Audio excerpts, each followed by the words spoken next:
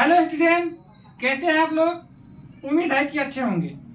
तो चलिए आज क्लास 12 का बायोलॉजी पढ़ते हैं। इसके पहले वाले वीडियो आप लोग देखे होंगे तो उसमें 20 क्वेश्चन हम करा चुके हैं और आज 21 नंबर क्वेश्चन से इस वीडियो में पढ़ेंगे। चलिए 21 नंबर क्वेश्चन क्या कर रहा है, थोड़ा सा हम इसको देखते हैं। 21 नंबर क्वेश्चन क्या कर रहा है, यहाँ पे आप लोगों को दिखाई दे रहा होगा 21 नंबर क्वेश्चन। अनावृत बीजी पादप में बीज के निर्माण के समय द्वितीयक केंद्रक निम्नलिखित में से किसमें परिवर्तित होता है। यहाँ पे देखिए द्वितीयक केंद्रक का बात कर रहा है किसमें परिवर्तित हो जाता है। तो चलिए ऑप्शन सुनते हैं। ऑप्शन इसका दिखाई दे रहा होगा, ए में है बीज चोल, बी में है यहाँ पे भ्रूण होना चाहिए ऑप्शन भ्रूण, और सी में कर रहा है भ्रूण पोष, और डी में कर रहा है बीज पत्र। स्पष्ट रूप से ऑप्शन आप लोगों को दिखाई दे रहा होगा। तो इसका सही जो आंसर हो जाएगा भ्रूण पोष हो जाएगा। इसका सही आंसर क्या हो जाएगा, भ्रूण पोष। अर्थात द्वितीयक जो केंद्रक होता है, द्वितीयक केंद्रक किसमें परिवर्तित होता है, तो ये किसमें परिवर्तित हो जाता है, भ्रूण पोष में। अर्थात इसका आंसर जो हो जाएगा ऑप्शन नंबर सी आंसर हो जाएगा सही। चलिए अगला क्वेश्चन की तरफ चलते हैं। क्वेश्चन नंबर अगला क्या कह रहा है, आप लोगों को दिखाई दे रहा होगा, एकदम बढ़िया क्वेश्चन है। वीवीआई क्वेश्चन है, वीवीआई क्वेश्चन है, ऑब्जेक्टिव क्वेश्चन। कह रहा है फ्लोरिकल्चर से तात्पर्य है, कह रहा है पुष्पों की खेती, कह रहा है शहद निकालना, आटे को गूंथना, फर्श की सफाई। आप लोगों को मालूम होना चाहिए इसका जो सही आंसर हो जाएगा पुष्पों की खेती। फ्लोरिकल्चर का संबंध किससे होता है, पुष्पों की खेती, अर्थात इसका ऑप्शन नंबर ए सही आंसर हो जाएगा। थोड़ा आप लोग वीडियो क्वालिटी के बारे में बताइएगा कैसा है और आवाज कैसा जा रहा है, ये भी आप लोग थोड़ा कमेंट करके बताते रहिएगा। कल का वीडियो में एगो कौन था, अंकुश नाम के लड़का था, खेसरिया पौनवा, ये सब कमेंट कर रहा था। सब थोड़ा पढ़ने पर ध्यान दो बाबू, सुधर जाओ। चलिए देखिए, सेमल में परागन होता है, सेमल में परागन होता है। तो कह रहा है वायु द्वारा, जल द्वारा, पक्षी द्वारा, चमगादड़ द्वारा। ऑप्शन आप लोगों को स्पष्ट रूप से दिखाई दे रहा होगा। इसका सही आंसर हो जाएगा चमगादड़ द्वारा। सेमल में परागन किसके द्वारा था, चमगादड़ द्वारा। अर्थात इसका ऑप्शन नंबर डी आंसर हो जाएगा। क्या हो जाएगा, ऑप्शन नंबर डी आंसर हो जाएगा। उम्मीद है कि इस वीडियो को आप लोग समझ पा रहे होंगे। इस वीडियो को जितना हो सके आप लोग शेयर कीजिए और हमारे चैनल पर नए हैं तो हमारे चैनल को सब्सक्राइब कीजिए। हाँ, क्वेश्चन नंबर अगला क्या कर रहा है, हरे नारियल का दूधिया जल है, हरे नारियल का दूधिया जल है। कह रहा तो थोड़ा इधर उधर, तरल बीजांड का है, तरल यहाँ पे भ्रूण होना चाहिए, तरल भ्रूण पोष, इनमें से कोई नहीं। तो यहाँ पे आप लोगों को दिखाई दे रहा होगा ऑप्शन 4। इसका सही जो आंसर हो जाएगा ऑप्शन नंबर सी हो जाएगा। क्या हो जाएगा, ऑप्शन नंबर सी हो जाएगा। अर्थात तरल भ्रूण पोष हो जाएगा। ठीक है, दूधिया जल क्या होता है, तरल भ्रूण पोष होता है। उम्मीद है कि इस वीडियो को समझ में आ रहा होगा। चलिए अगला क्वेश्चन दिखाई दे रहा होगा, बगल में बम फोड़ रहा है सब, थोड़ा सा आवाज जा रहा होगा आप लोगों को। चलिए क्वेश्चन देखते हैं। जीन परिपक्व बीज में भ्रूण पोष उपस्थित रहता है उन्हें कहते हैं। जीन परिपक्व क्या कर रहा है, बीज में भ्रूण पोष उपस्थित होता है उन्हें कहते हैं। ए मर्दवा कीड़ा का हेला बैठ रहा है। हाँ, ऑप्शन सुनिए, एपोकार्सिक, पॉलीएम्ब्रियनो, एंडोस्पर्मिक, नॉन एंडोस्पर्मिक कह रहा है। ऑप्शन आप लोगों को दिखाई दे रहा होगा जो कि इसका सही आंसर हो जाएगा एंडोस्पर्मिक। ऑप्शन नंबर सी हो जाएगा। 25 का आंसर जो हो जाएगा ऑप्शन नंबर सी हो जाएगा। देखिए जी हम कीड़वा बैठ गया था तो मर्दवा एहू पर किरोल लिख दे रहा है। चलिए अगला क्वेश्चन चलते हैं। 25 का हो गया। 26 नंबर क्वेश्चन देखते हैं। प्रकृति में 80% परागण होता है, अर्थात किसके द्वारा होता है ये चीज पूछता है, परागण।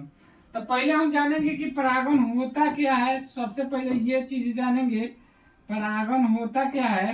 तो इसके लिए थोड़ा सा आप लोग रुक जाइए, हम तुरंत फटाफट परागण के बारे में बता देते हैं। परागण होता क्या है।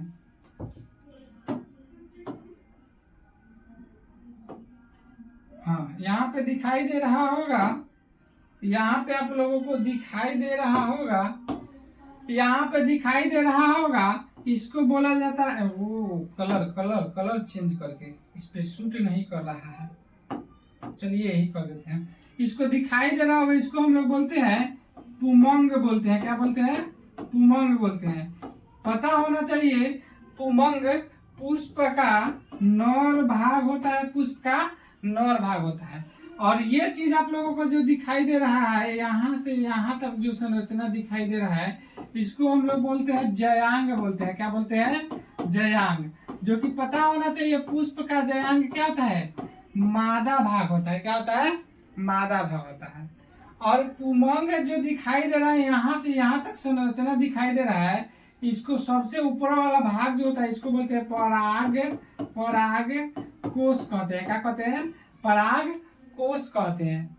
एक बाद है जयांग का सबसे ऊपर वाला भाग दिखाई दे रहा है, इसको बोलते हैं वर्ती वर्ती काग्र बोलते हैं। क्या बोलते हैं? वर्ती काग्र बोलते हैं। चीज को समझ पा रहे होंगे, थोड़ा समझ पा रहे होंगे तो आप लोग कमेंट करके बताइए कि हाँ ये चीज समझ में आ रहा है। चलिए, तो पराग कोश जो होता है इसके अंदर छोट छोट संरचना है, यानी इसके अंदर परागकण पाया जाता है। पराग कोश के अंदर परागकण पाए जाते हैं। ठीक है। जब पराग कोश से परागकण निकल करके मादा पुष्प के वर्तिकाग्र पर जाता है, वर्तिकाग्र पर पहुंचता है, तो इस प्रक्रिया को परागण कहते हैं। क्या कहते हैं? परागण। क्या बोले हैं कि जब पराग कोश से परागकण निकलकर मादा भाग, पुष्प के मादा भाग वर्तिकाग्र पर पहुंचता है, तो इस क्रिया को कहते हैं परागण कहते हैं। क्या कहते हैं? परागण कहते हैं। पता होना चाहिए परागण दो प्रकार के होता है। परागण दो प्रकार के होता है, यहाँ पे दिखाई दे रहा होगा, दो को हम दिखा देते हैं। एक होता है स्वपरागण। स्वपरागण कहाँ बैठल कीड़ा है? कीड़ा बैठ जाता है तो मतलब लिखता नहीं है। परागण एक स्वपरागण, एक होता है परागण। दो प्रकार का होता है। ठीक है। तो स्वपरागण में यहाँ से यहाँ तक की जो क्रिया होता है, यानी पराग कोश से परागकण निकलता है और मादा पुष्प के वर्तिकाग्र पर जाता है, तो इसके लिए मतलब किसी माध्यम की आवश्यकता नहीं होती है, स्वयं अपने आप स्थानांतरित हो जाती है। तो इस क्रिया को कहते हैं स्वपरागण। क्या कहते हैं? अर्थात बोल सकते हैं कि जब पराग कोश से परागकण निकल करके, पराग कोश से परागकण निकल करके मादा पुष्प के वर्तिकाग्र पर पहुंचने की क्रिया को क्या कहते हैं?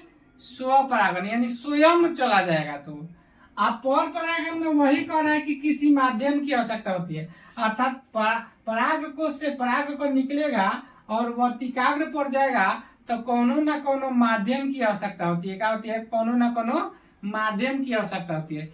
इसी माध्यम के बारे में पूछ रहा है। तो ये माध्यम क्या हो सकता है? तो वायु भी हो सकता है, कीट भी हो सकता है, चमगादड़ भी हो सकता है, घोघा, मधुमक्खी, कुछ भी हो सकता है। तो यही पूछ रहा है कि मैंने प्रकृति में 80% परागण होता है, माने किसके द्वारा होता है परागण की क्रिया? परागण अभी बताया है कि परागण का कि जब पराग को से परागकण निकल कर वर्तिकाग्र पर जाता है, तो किसके द्वारा होता है वही पूछ रहा है। चलिए, चिड़ियों द्वारा, मधुमक्खी द्वारा, चमगादड़ द्वारा, और ऑप्शन कर रहा है घोघा द्वारा। चलिए तो आप लोगों को मालूम होना चाहिए यहाँ जो इसका आंसर हो जाएगा मधुमक्खी द्वारा, किसके द्वारा हो जाएगा? मधुमक्खी द्वारा। 26 का आंसर क्या हो जाएगा? मधुमक्खी द्वारा। अर्थात 80% परागण की क्रिया जो होता है मधुमक्खी के द्वारा होता है। उम्मीद है कि इस वीडियो को आप लोग अच्छे तरीके से समझ पाए होंगे। चलिए अगला क्वेश्चन, क्वेश्चन नंबर 27 क्या कह रहा है? कह रहा है कि पोरोगैमी में पराग नलिका किससे होकर भ्रूण कोश तक पहुंचती है? पोरोगैमी में पराग नलिका किससे होकर कहाँ पहुंचेगा? भ्रूण कोश में पहुंचता है। तो चलिए इसका ऑप्शन सुनते हैं। कह रहे माइक्रोपाइल, इंटेगुमेंट, चेलाजा, इनमें से कोई नहीं। जो कि आप लोगों को दिखाई दे रहा होगा 4 ऑप्शन में से इसका आंसर जो हो जाएगा ऑप्शन नंबर ए हो जाएगा। क्या हो जाएगा? माइक्रोपाइल आंसर हो जाएगा। क्या हो जाएगा? माइक्रोपाइल आंसर हो जाएगा 27 का। चलिए अगले क्वेश्चन की तरफ चलते हैं। अगला क्वेश्चन नंबर 28 क्या कह रहा है? देखिए यहाँ पे दिखाई दे रहा होगा कि 1000 पराग कणों के निर्माण हेतु कितने अर्धसूत्री विभाजन की आवश्यकता होती है? कह रहा 1000 पराग कणों के निर्माण, मतलब 1000 पराग कण निर्माण होगा तो कितने बार मतलब अर्धसूत्री विभाजन की आवश्यकता होती है? ऑप्शन सुनिए,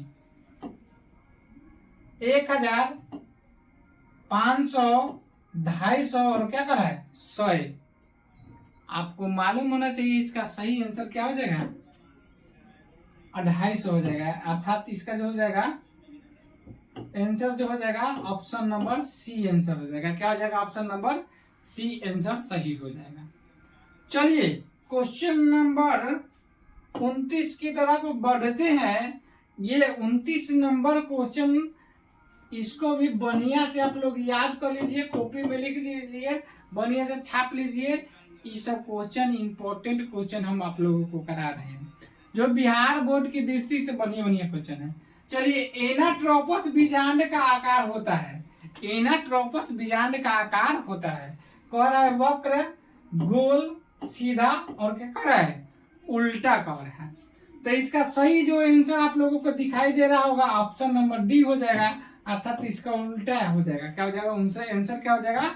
एनाट्रोपस बीजांड कैसा होता है? तो उल्टा होता है। क्या होता है? उल्टा होता है। इस वीडियो को आप लोग ज्यादा से ज्यादा शेयर कीजिए और हो सके तो कमेंट करते रहिए। हम आंसर बता रहे हैं उसके पहले ही आप लोग कमेंट करते रहिएगा, मालूम होगा तो। यदि एक पौधों की लघु बीजाणु मातृ कोशिका में 16 गुणसूत्र है, यदि एक पौधे की लघु बीजाणु मातृ कोशिका में कितना है? 16 गुणसूत्र है। कितना है? 16 गुणसूत्र है। तो भ्रूण कोश में कितने गुणसूत्र होगा? भ्रूण कोश में कितने गुणसूत्र होगा? ऑप्शन सुनिए, 8, 16, 24 और 32। आप लोगों को 4 को ऑप्शन दिखाई दे रहा होगा। इसका सही आंसर हो जाएगा 24। अर्थात ऑप्शन नंबर क्या हो जाएगा? सी आंसर हो जाएगा। ये रहा आज का 10 क्वेश्चन। उम्मीद है कि इस चीज को आप लोग समझ पा रहे होंगे। और हमारे चैनल पे आप लोग नए हैं तो चैनल को सब्सक्राइब कर दीजिए, वीडियो में लाइक मारिए, दबा के शेयर कीजिए ताकि सभी बच्चों को लाभ मिले इस वीडियो से। तो आज के लिए इतना ही, मिलते हैं अगले वीडियो में। चैप्टर भी यहीं से खत्म हो गया, चैप्टर भी आपका खत्म हो गया। अब अगले चैप्टर में 3 चैप्टर पढ़ेंगे, उसका भी ऑब्जेक्टिव करेंगे। डेली हम एक वीडियो डालेंगे। इस वीडियो में जो है लगातार बने रहिएगा, इससे एकदम 100% आपको फायदा मिलेगा, 100% आपको फायदा मिलेगा एग्जाम में। तो आज के लिए इतना ही, मिलते हैं अगले वीडियो में। Bye bye, Tata.